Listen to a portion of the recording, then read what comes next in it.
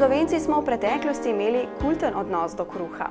Pomenil je blagostanje in eno od osnovnih živil v prehrani ljudi. Izbira vrst kruha glede na danes je bila skromna in se je ločila na vsakdanji in praznični. Eden izmed zadnjih je poprtnik ali božični kruh. Je bil še posebej znamenit, saj je bil bogato okrašen z različnimi motivi in okraski. Potem je nekoliko utonil v pozabo, vendar pa, zahvaljujoč nekaterim gospodinjam, nikoli povsem in se je ohranil vse do danes. Za popularizacijo in organizacijo priprave te praznične dobrote danes skrbi Zavod Parnas. Veliko dela na tem področju pa opravljajo tudi kmetijsko-svetovalne službe. Pred kratkim je delavnica o peki poprtnika potekala tudi pri nas. Ja, mislim, da je v resnici priprava poprtnikov, ki je zavarovana kot nesnovna dediščina Slovenije, prisotna v naših domovih, ljudje imajo do tega odnos. In vsa ta gibanja in vse te akcije so dejansko posledica tega, da so ljudje prepoznali, da tisto, kar oni počnejo, kar mi počnemo doma, da je to nekaj vredno. In to je res nek tak proces. Jaz sem zelo vesela, da se te stvari oživljajo ponovno, tudi tam, kjer so bile že pozabljene in da se gradijo tam, kjer je pač to še vedno prisotno.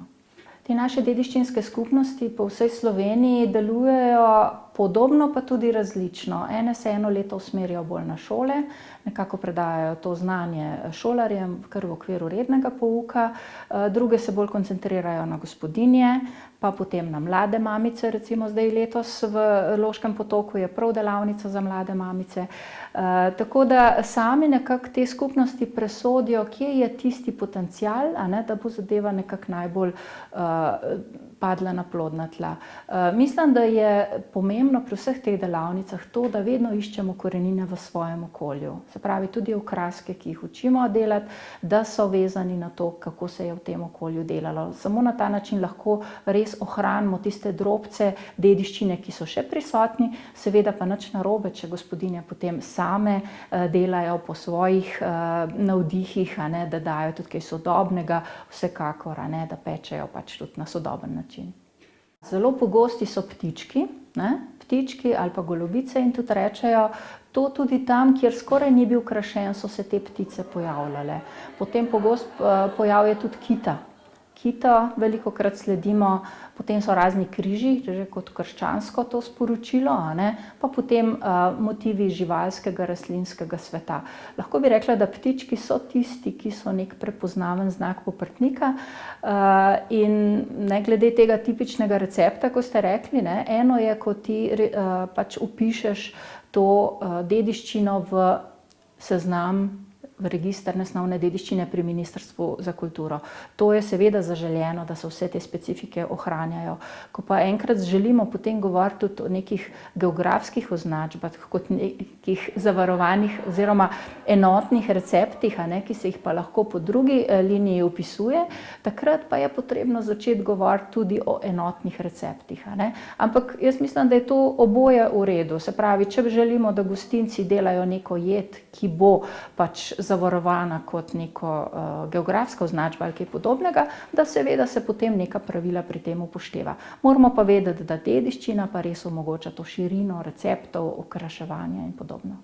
No, sem zelo vesela, da nam je uspelo prebiti leta s tem projektom, tako da smo bili da smo sedaj kot partner čezmejnega projekta Interreg med Slovenijo in Hrvaško, da so pač te vsebine v samem projektu tudi bile prepoznane kot z neko dodano vrednostjo in te dediščinske skupnosti, kot smo jih mi nekako našli na principu ohranjanja poprtnika, da ta znanja nekako lahko zdaj prenašamo tudi na Hrvaško že, ne samo po Sloveniji.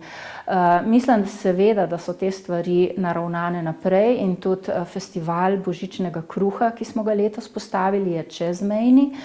Pri njem sodelujejo gospodinje tako v Sloveniji kot na Hrvaškem. Mislim, da je to en velik potencial, ki živi sam po sebi, da ga mi nekako samo združimo, skoordiniramo, promoviramo dodatno in je ta stvar vsako leto res močnejša, tako kot ste lepo rekli, kot eno dodana vrednost tega, da so ljudje prepoznali, da je to res naše.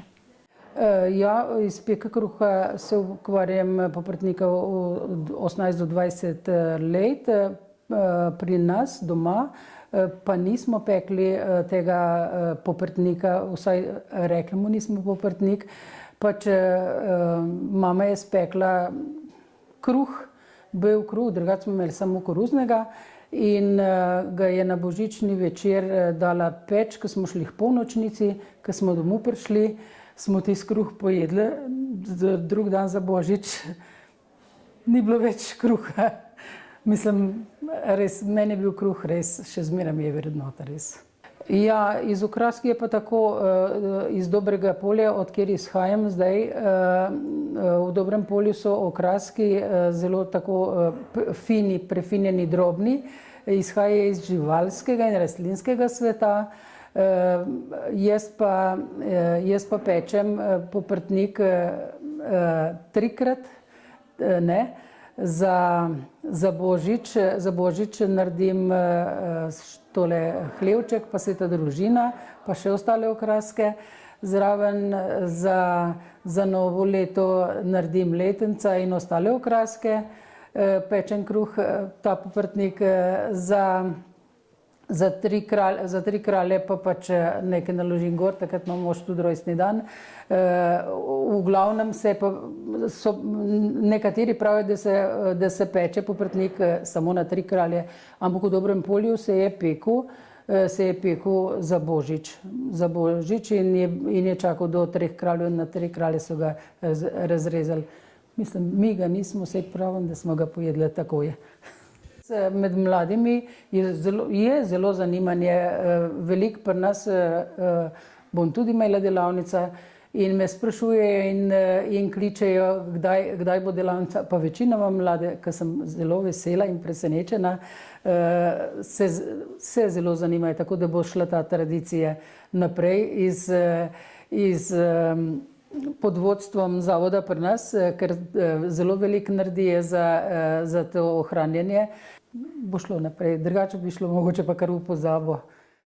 Najprej lepa hvala, da se nam na teh dogodkih pridružujete, kajti res je, letos je že druga tovrstna delavnica, s katero želimo ne samo kmečki populaciji, ampak tudi širši javnosti prikazati, dokazati, koliko je ta naša kulturna, nesnovna dediščina pomembna. Kako pomembno je to za same ženske, ki to gojijo na naših kmetijah, se pravi, peka poprtnika je značilna predvsem za to območje Dolenjske in še kje, se najdejo gospodinje, ki to počnejo in kako to prenesti na mlade rodove, se mi zdi ta naša spodbuda, tako kot ste rekli, da jih pač povabimo skupaj in to pokažemo tudi mlajšim rodovom, da skupaj z babicam, z mamam poskusijo, zgnetejo testo in okrasijo poprtnik tako, kot se je krasil včasih, ali pa tudi malo po svoje, kar seveda mladi radi počnemo. Se mi zdi ena čudovita izkušnja in tudi pridobitev za naše litijsko-šmarsko območje.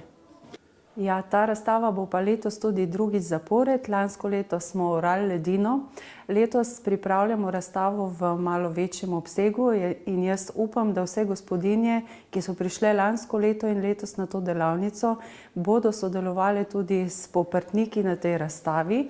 Hkrati na razstavi pripravljamo tudi zelo zanimiv kulturni program, ki ga bomo obogatili tudi z mlajšimi, se pravi otroci iz vrtca, tako da jaz se že veselim tega dogodka in lepo vabljeni 20. decembra ob 16. uri v Litijski muzej v Litijo. Tudi jaz pečem od lanskega leta poprtnik in moram povedati, da mi je prvič čudovito ratal, drugič za razstavo pa ne tako, kot bi želela, ampak je bilo vanj vloženega toliko truda in duše, da sem ga tudi na razstavi pokazala in z veseljem ga bom spekla, pripravila tudi letos s pomočjo otrok.